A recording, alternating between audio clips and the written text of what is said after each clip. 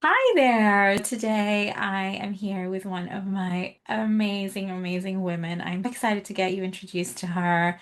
We've started working together many years ago. She's returned for another segment of the program with us. And in this coaching space, we leverage so much. And I'm excited to have you here today, Laura. I hope you're doing well. It's exciting to have you. And thank you so much for making the time for us to have this conversation together. How are you doing? Yeah, thank you. Thank you for inviting me for a celebration call. Yes, it's such a pleasure. Laura, we started working quite quickly into, one of the main topics that you loved to create results with, which was about relationships.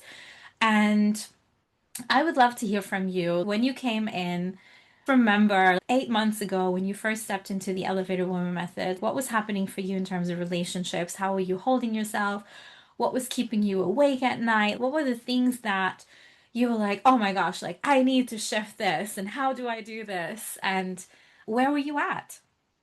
It was I was at this point that I desired a relationship to be with someone, but not from the point of view that I need someone, but more from the desire to be with someone and to spend my life with someone together.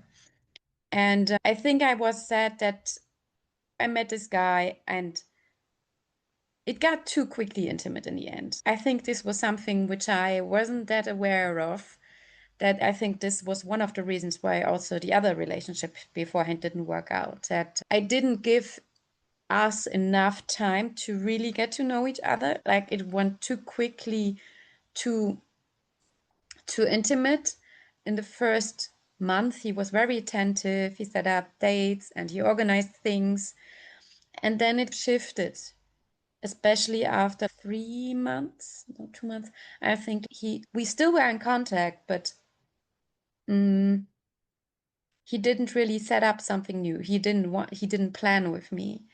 And after some time, I was really fed up with that because I was like, I deserve more. I deserve someone who wants to get to know me and who's planning with me. And I don't need someone who tells me every day good morning and nothing else. So, Right. And you yeah. held yourself with so much grace. I remember we also talked about situationships that you had been in before. And can you tell us more about what actually happened in those situationships versus this one? If you could label three main differences of how you led yourself through that experience before and through that experience a few months ago. I wouldn't even say that there were situationships, because there were mostly one or two offs meeting someone and then. Um, But I feel like with him, it was already different. It was already different because there were more contact and I didn't got too quickly involved. I was able to hold my horses, I feel, but not to the extent that I would do now, for sure. Definitely there was a change. There was a change, but I feel right now I would do it even more differently. What would you do now? I would for sure wait 3 months to really get to know someone to until I get intimate. Because I feel if you get too quickly intimate, you don't really search for topics to get to know the other person, and you don't really know the other person, and he didn't make time to really get to know me, to do activities. I don't know, go for a hike, go on to a market, or all the things you could do as someone getting to know each other. Yeah. It also feels what you are really looking for is something different that maybe you were not much aware of. Is that, a lot of, I see that a lot of women have that. They come in and they really want to be in a relationship and they really want that forever love and they want to be connected to someone. But what they truly desire is actually to spend their day-to-day life with, truly organizing things around their work, around their hobbies, around their friends and to really have this true connection, not just to, check off the box that you have someone Yeah. that you're in a relationship with, but that you do have many more higher standards. And can you tell me more about what your higher standards are now and how you leverage them? And also how this may or may not support you in looking for different prompts or different behaviors or different things in men that maybe you were not doing before. For example, I should have recently first date situation with someone, and this person texted me an hour earlier and was, "Hey, are you still up for it? Still working out?" And I said, "Yeah, fine, let's talk to you later." And then basically 2 minutes after we should have had a call, he sent me a text saying, "Can we delay by 1 or 2 hours?" This is definitely something I don't tolerate anymore.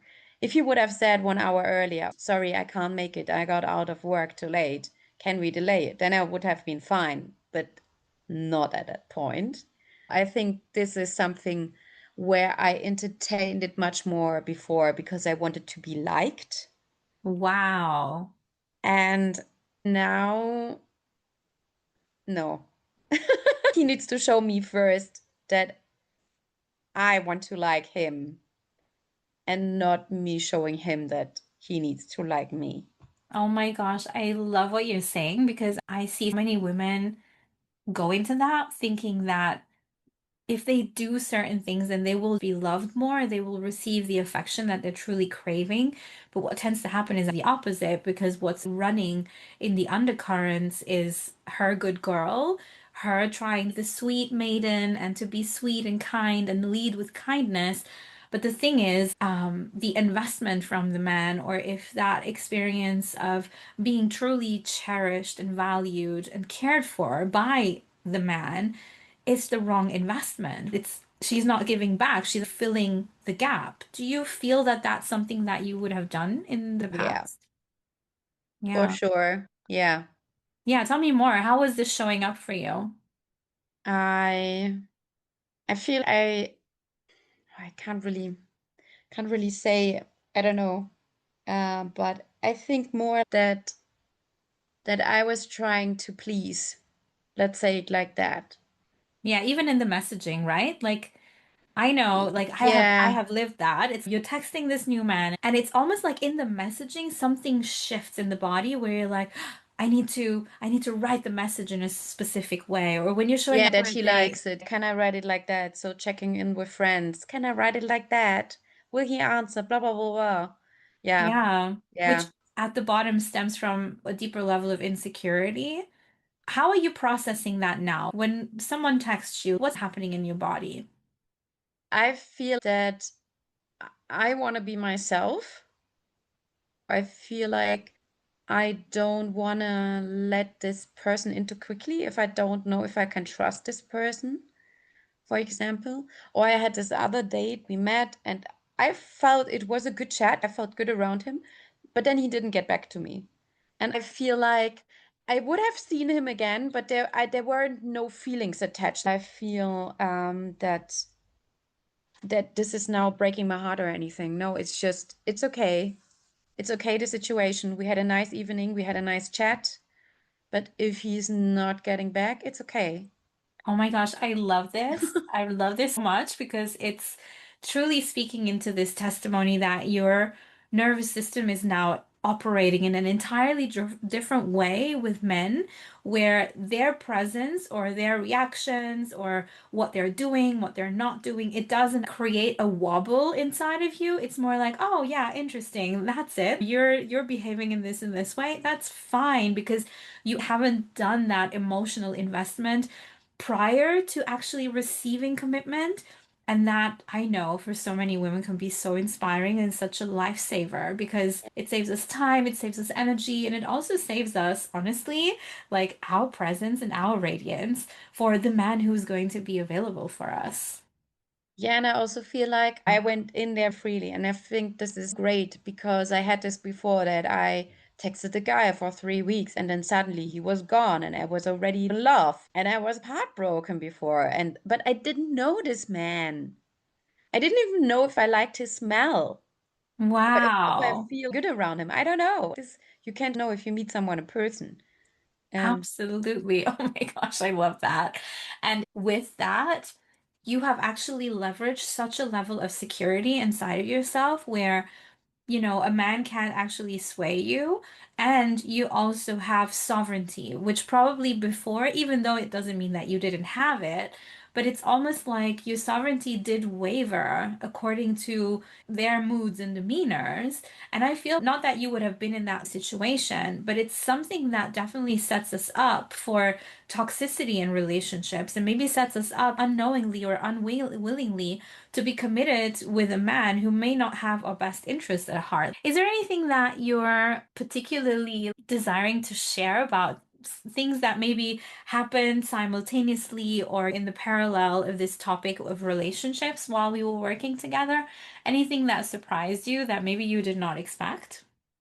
Last week, Thursday, I was on a Christmas party in my company, and I work in a company where there are a lot of men, so I was kind of one of the three, four last women basically left.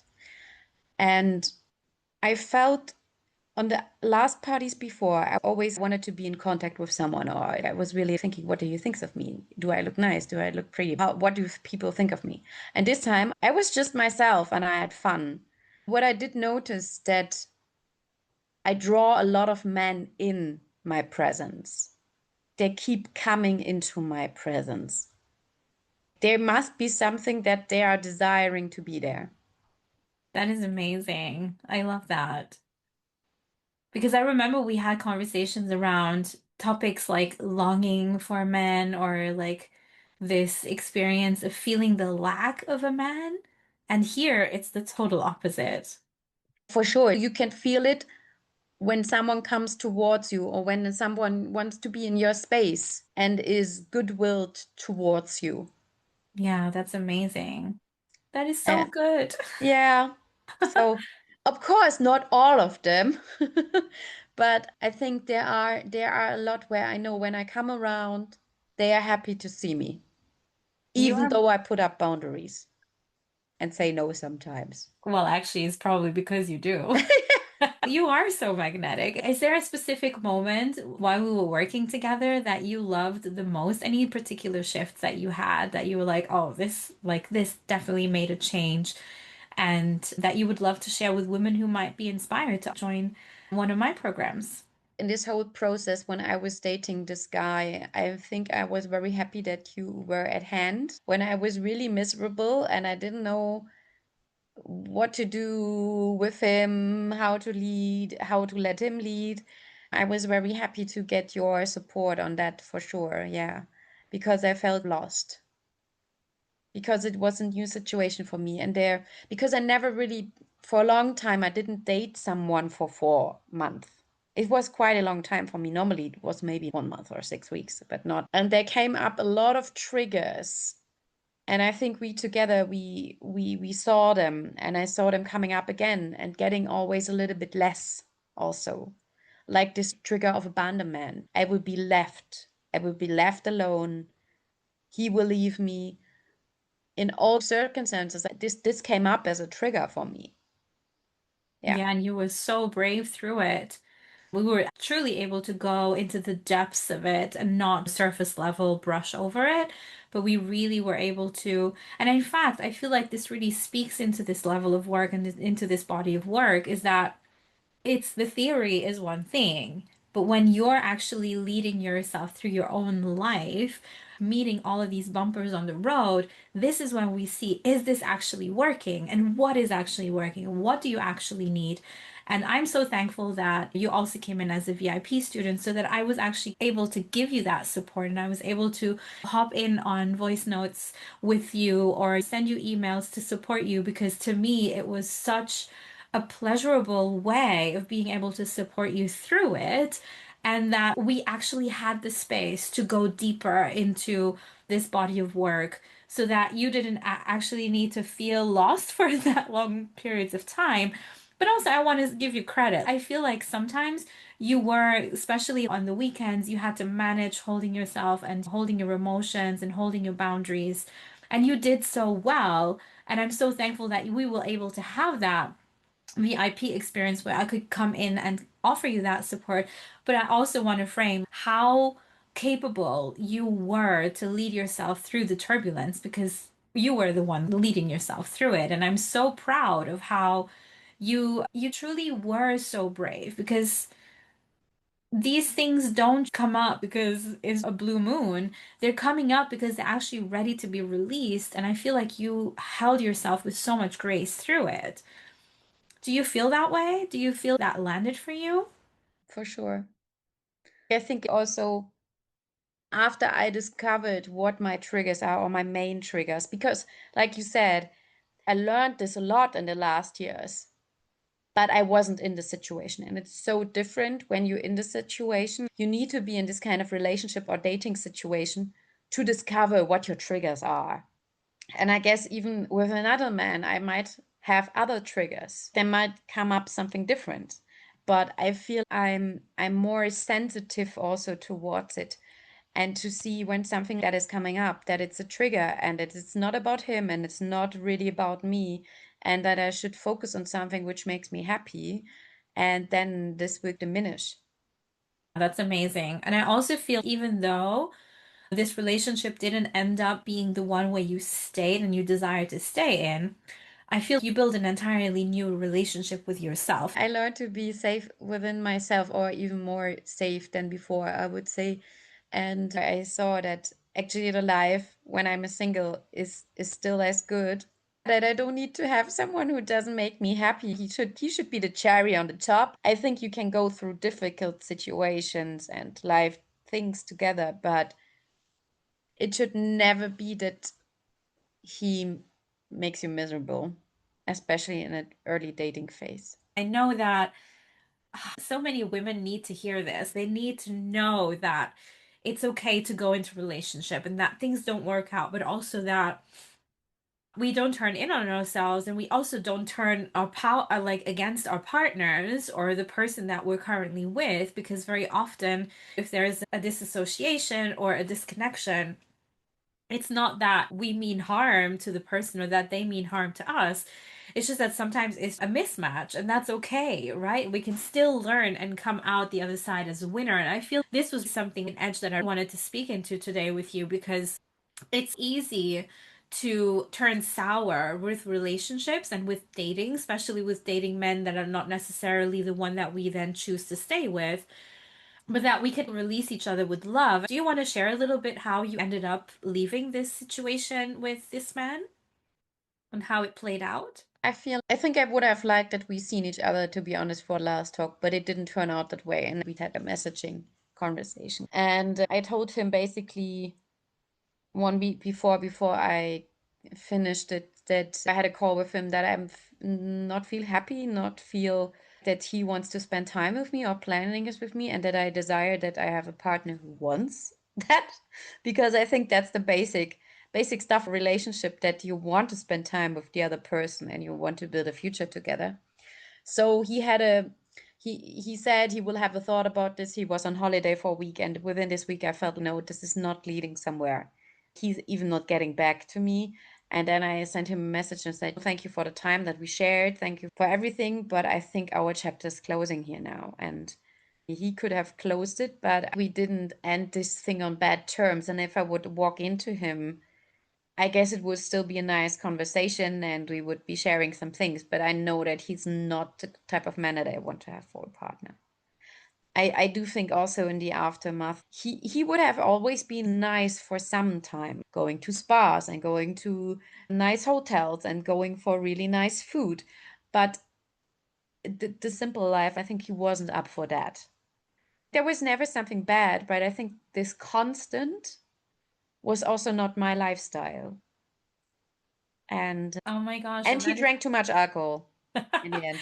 right, it's right. Little things that Yeah. obviously these things can only show if you have been dating someone for a longer period of time. And if we can get to actually really know the person without having that intense emotional investment, and when we feel these sensations in our body don't make us want the man more than he wants us, you've truly saved yourself so much time and so much heartbreak. And also, how amazing is it that you were able to find your words and actually say them? That you didn't have to ghost him. You didn't need to leave on bad terms. You didn't need to avoid But in fact, you use the entire experience to only tap more into your expression, into what you desire, and into what you love and what you prefer. That's it.